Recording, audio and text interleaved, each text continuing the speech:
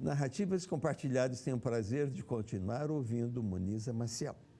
E agora vai contar um pouquinho a respeito da atividade que ela faz com os alunos, né, com o teatro, o teatro, ensino de literatura, contação de histórias, e depois ela vai contar um pouco do projeto com a Fundec e posteriormente com Monteiro Lobato, né, o projeto com o bisneto Monteiro Lobato, que está aí a toda. Então, Moniza, começando a falar, então, como que você desenvolve as ações, né, teatrais com os seus alunos em sala de aula ou na escola? Né? O Colégio Anglo Sorocaba, ele me dá bastante liberdade nesse sentido de trabalho. Então, eu trabalho desde a educação infantil até o Fundamental 1. E, às vezes, tem participação especial no ensino médio. É importante falar isso, porque os jovens gostam de histórias. Tem um professor fantástico, o Francisco, então, às vezes, nós trabalhamos histórias mitológicas. Então, isso é bem bacana. Os jovens também gostam de histórias, é bem legal isso. Na educação infantil, eu trabalho o teatro de improviso com eles, porque eu dei esse nome teatro de improviso, porque eu uso muito faz de conta, né? Então, assim, eu não preciso comprar um chapéu, eu posso improvisar um chapéu, eu não preciso ter um chale, pode ser uma encharpe, enfim. Pode ser, vamos falar de um recurso que a gente tem na escola, não é o mais bonito, mas às vezes é um TNT. Mas para a criança aquilo tem validade, porque aquilo vai se transformar. A gente está brincando com o processo do imaginário. Então, trabalhou a contação de história, eles se interpretarem. E aí, dá continuidade na outra aula. Então, normalmente eu faço em 2 momentos. Isso é muito importante, a gente trabalha a oratória da criança, a socialização da criança, a narrativa se torna mais significativa para ela. Então, tem uma série de fatores que às vezes a gente nem alcança, mas que vai estar lá, na criança. Então, trabalhar essa técnica do teatro de improviso é super válido. E é engraçado como eles conseguem se unificar em prol disso, porque eles querem que dê certo. E dentro desse processo, você faz com que a criança ela consiga organizar começo, meio e fim da narrativa. Que talvez se eu deixasse de uma forma formal para ela, de escrever, talvez ela tivesse mais dificuldade. A gente tem sempre que olhar que tem vários alunos. Tem um que vai ter mais facilidade na escrita, o outro na fala, na oratória. Então, é a possibilidade daquele que às vezes tenha dificuldade no registro, mas dele de se expor e dele se encorajar e depois ele fazer esse registro. E é engraçado que eu tenho visto uma geração de crianças que, através dessa dinâmica, eles se sentem muito motivados a escrever. E esse ano eu vou fazer um projeto, já combinei com uma amiga, vou apresentar para a coordenação, deles escreverem os livros deles, porque é impressionante. E é engraçado que eles têm essa questão do sustentável. Eu fui num aniversário e eu pedi para a moça aquela caixa do bolo, e aí ela é durinha, aí eu fiz a capa do livro, então eles têm preocupação da capa ser diferenciada, de ser sustentável, e aí você vai vendo que pequenos flashes da sua aula vai refletindo neles. Outra questão importante é a leitura de imagem, que tem se falado muito. A gente trabalhava, mas não se era nomeado como leitura de imagem, mas cada vez mais nós vemos fortes na literatura infantil que o texto e a imagem, um completa o outro. E se a criança, que é muito dinâmica, hoje nós vemos as crianças, é tudo muito rápido, muitas atividades, eles têm dificuldade de concentração, mas se ele não lê a imagem, não está completo o texto. Então tem que ter essa parceria. Então eu trabalho bastante isso com as crianças e é tudo isso englobado, uma coisa vai acrescentando o outro. Uma coisa importante que eu queria falar de uma experiência diferente que acontece no ângulo Fundamental 1, a contação de história, ela não vai acontecer como a história do Ziraldo ou do Monteiro Lobato, da Ruth Rocha, enfim.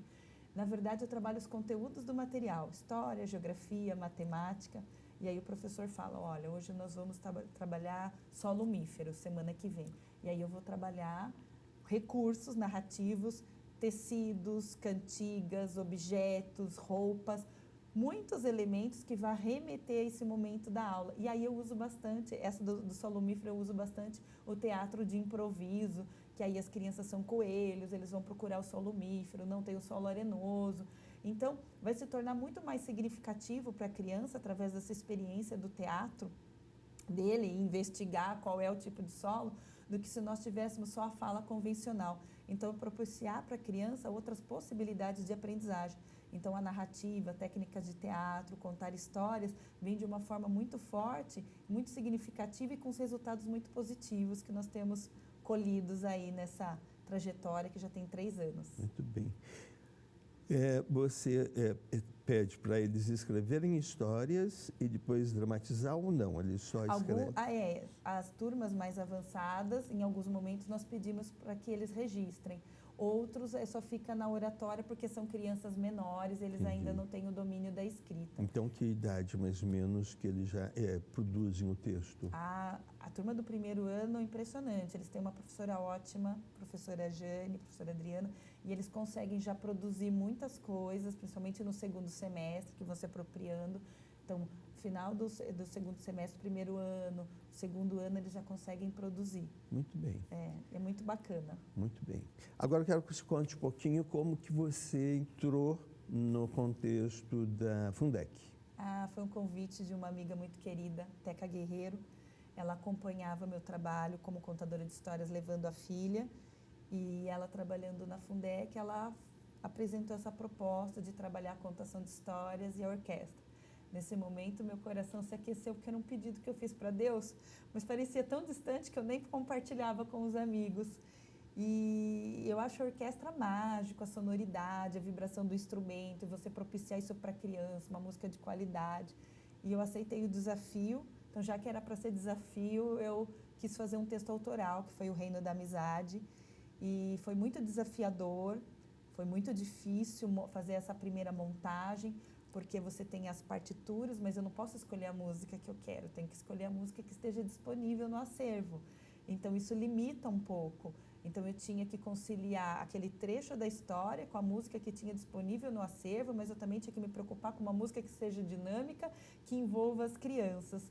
Então, é um processo muito minucioso, muito delicado, muito cuidadoso, mas que o resultado é muito gratificante, porque nós temos casa cheia, com muita alegria. Sim. Que os ingressos esgotam rapidamente, porque é algo novo que foi implantado na cidade, foi pioneiro, mas que a cidade recebeu com muito carinho. Eu tenho muita gratidão pelas famílias sorocabanas que honram o meu trabalho, que enchem a Fundec. Nós sabemos que não é fácil esse processo da correria, ir lá, comprar o ingresso, mas nós temos um retorno muito grande e isso é muito bacana. As famílias preocupadas com a primeira infância, com a cultura, com a literatura, porque assim como nós somos o que nos alimentamos, a nossa alimentação cultural também. É a música que eu escuto, a literatura que é oferecida, e nós temos visto famílias muito preocupadas em oferecer o que há de melhor, e esse é um projeto que deu muito certo. Então, nós já temos, acho que, 8 apresentações entre coral e orquestra, acho que já estou perdendo a conta. Que bom. E é um trabalho que eu tenho muito carinho, uma instituição que eu tenho um respeito enorme pela Fundec, trabalho com muita seriedade, muito respeito, agora somos parceiros, e é uma instituição que dá orgulho à nossa cidade, e eu me sinto muito feliz de fazer parte da história deles. Muito bom. E agora, para fechar, fala um pouco do Projeto Monteiro Lobato. Projeto Lobato. Um presente, né? O ano passado eu completei 20 anos de carreira e a Emília, assim como é na vida de muitos de vocês que estão nos ouvindo, na minha vida ela sempre foi muito especial, né? Eu não tive a oportunidade de ter livros de Lobato na infância, na época era muito caro, mas eu tive a felicidade de poder assistir muito. E esse assistir muito me alimentou muito. E eu lembro que o primeiro livro de Lobato que eu li, eu estava na faculdade, quando fazia estágio, e eu lembro de dar gargalhadas, como se fosse criança, nas coisas que a Emília falava, sua independência ou morte, transformar a vaca numa vaca furta-cor, na reforma da natureza. E ela é uma personagem atemporal, apaixonante, vibrante e centenária. Esse ano a Emília completa 100 anos. E o ano passado eu tive a alegria de conhecer o Ricardo Monteiro Lobato, que é o bisneto do autor. Ele foi falar sobre vida e obra do seu bisavô na Universidade Unopar, em Votorantim. E eu fui a convite da Dani Dipse, a proprietária, fazer uma narrativa, o nascimento da Emília. E foi engraçado que esse dia, na correria, eu falei, não vou levar instrumento, não vou levar nada, porque uma história boa, ela se basta. E a história do Lobato, ela se basta. Ela é tão boa que ela me dá artifícios para envolver as pessoas. E fui, eu e o Lobato, no meu coração. E chegando lá, eu conheci o Ricardo e ele fez essa proposta de nós unificarmos, né, e fazer o projeto Viva Lobato. Então, eu apresentei para ele, eu montei o curso, né, para educadores e pelos apaixonados por Lobato, literatura infantil, enfim, todos aqueles que apreciam a literatura. Então, apresentei o curso onde nós falamos de técnicas de narrativas, onde é contado 3 histórias de Lobato, onde falamos das brincadeiras com os objetos dentro do contar histórias, das cantigas, das dinâmicas. E o Ricardo vem apresentando de uma forma linda vida e obra do seu bisavô, que realmente é emocionante, porque todos nós temos um pouco de Lobato dentro da nossa trajetória de vida. E tem o espetáculo narrativo, que é o nascimento da boneca Emília, onde eu conto as peripécias da boneca, o seu nascimento no Reino das Águas Claras com bolhas de sabão gigante. E o Ricardo vem apresentando vida e obra e falando também dessa personagem que é tão forte na história do nosso país, que muitos falam, né, que a personalidade de Lobato era a personalidade da Emília. Então, eu acho que esse trabalho veio coroar os 20 anos de Moniza Maciel como contadora de história e vem construindo um novo ciclo, e eu fico muito feliz de trabalhar com a família Monteiro Lobato e continuar o sonho dele, que é construir um país de homens e livros junto com seu bisneto, potencializar nossas forças e criar nossos propósitos de vida. Eu me sinto muito abençoada ter esse propósito de vida. Eu amo meu país e eu acredito e que cada curso que eu faço, eu estou criando sementes de pessoas incríveis que eu conheço e que também acreditam na literatura, na leitura, na cultura, no nosso país, e que essas pessoas são multiplicadores desse olhar que eu tenho e que nós somos sementes aí para fazer a diferença no nosso país que é tão amado, tão sofrido, mas que a gente tem que acreditar na cultura, na literatura para outras gerações. Muito bem. Moniza, eu queria que você só falasse para mim o que se considera uma literatura de afeto e aprendizado. Então, eu acredito muito na pedagogia do amor. O amor é a energia que rege o mundo. E eu acho que quando eu falo de pedagogia de afeto, começa primeiro o afeto da escolha do texto, o afeto da forma que eu vou apresentar o texto, seja só a oratória, a fala, ou seja com objetos, mas ter essa troca com a criança. Quando você entrega com amor, aí eu acho que a história ela ganha sensibilidade, ela ganha potência, ela ganha força. Então, eu acredito muito nessas histórias de afeto e que ela faz diferença e que ela reverbera de uma forma muito intensa para quem recebe, com a escuta, mas também com o coração. Ótimo. Moniza, como que as pessoas fazem para chegar na questão do projeto Viva Lobato? Ao projeto Viva Lobato, nós temos as redes sociais que nos ajudam bastante. Tem o do Ricardo, que é R. Monteiro Lobato, e tem o meu, Moniza Maciel, tanto no Facebook como no Instagram.